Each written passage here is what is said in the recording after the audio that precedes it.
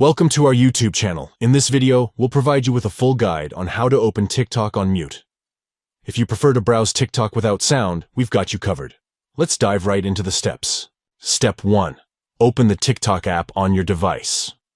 Step 2. From the bottom drawer, tap on Profile to access your TikTok profile. Step 3. In the top right corner, you'll see 3 stacked lines. Tap on them to open the menu options. Step 4. From the menu, select Settings and Privacy to access the settings and privacy options. Step 5. Look for and tap on Playback within the Settings and Privacy menu. Step 6. Within the Playback settings, locate the option for Open TikTok on Mute and enable it. By following these simple steps, you can open TikTok on mute, allowing you to enjoy a silent browsing experience. We hope this guide has been helpful in customizing your TikTok experience. If you have any questions or need further assistance, please don't hesitate to leave a comment below.